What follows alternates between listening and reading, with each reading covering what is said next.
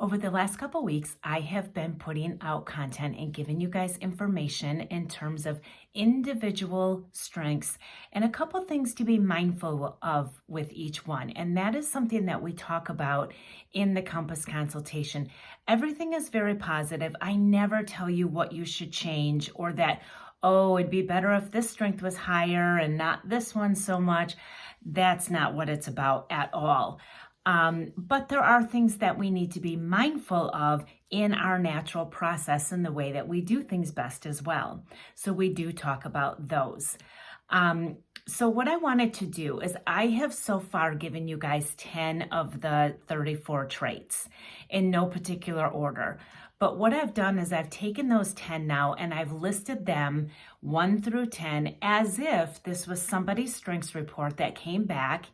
And now we're going to sit down and talk about what their top 10 looks like for them and how to utilize them and what you might notice about yourself. So if this is you and we're having a consultation right now and these are your top strengths, these are just a few things that I would say in that meeting that we're going to have together.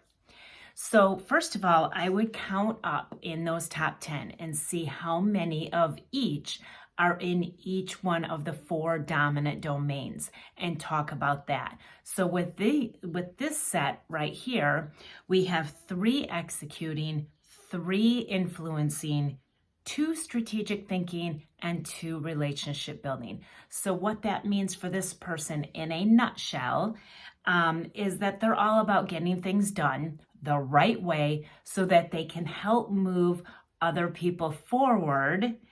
And they do this by coming up with a plan, thinking, creating, learning, and then how they connect with people plays in as well.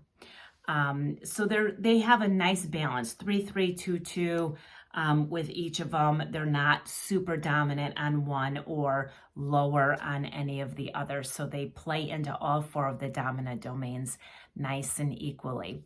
So quickly, what it means individually here is number 1 strength that comes up is achiever.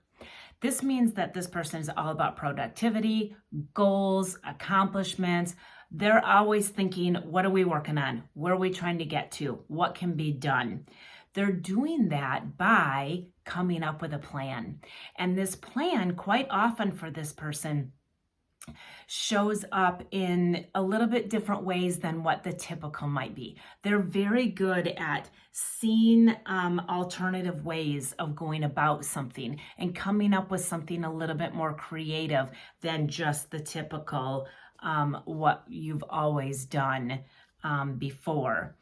They also see the potential. They see the potential in people that can help them and maybe the group or individually accomplish what it is that they're trying to accomplish.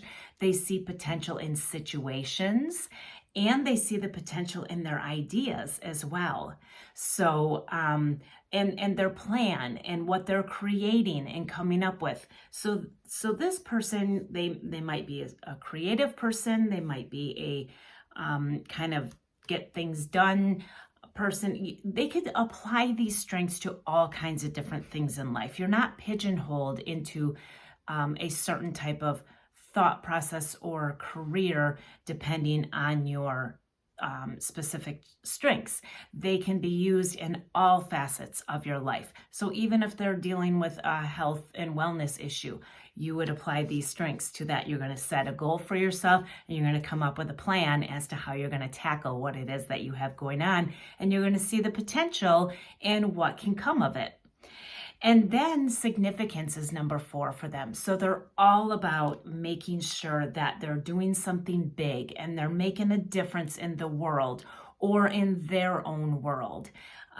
They want to be known for what it is that they're doing. So if they're taking on, say, like a weight loss endeavor and they have a goal and they've coming up with their plan and they see the potential and what it's going to end up being, and then they want to share it with other people. They want to say, look, this is what I've done and you can do it too.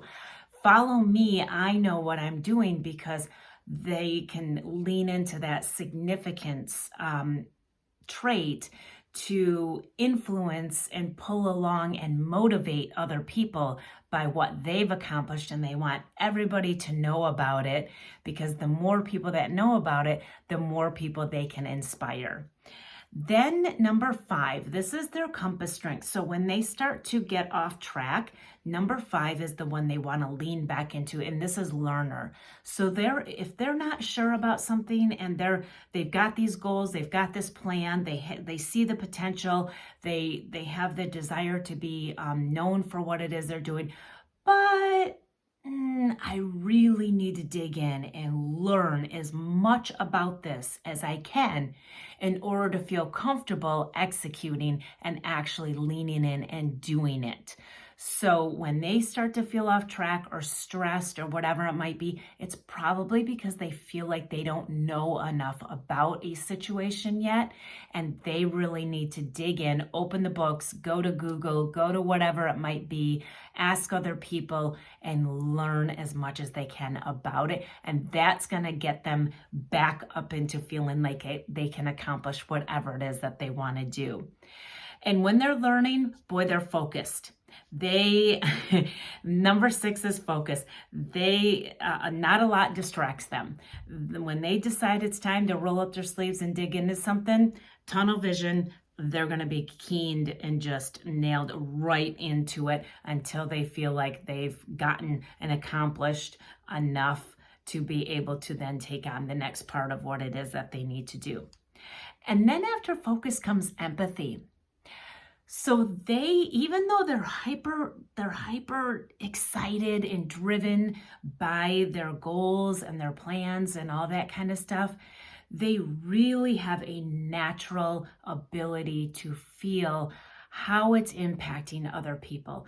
They can sense if somebody is responding well to it or not. And that means a lot to them. They want to know that other people feel good with what they're doing, but they're also going to take into account all of the emotions and reactions around them as they're going through this process. So even though they can be tunnel vision and they can get super excited and just keened in and just like on what they're doing, they feel how other people are responding to that around them, and they want to use that information as part of their learning as well.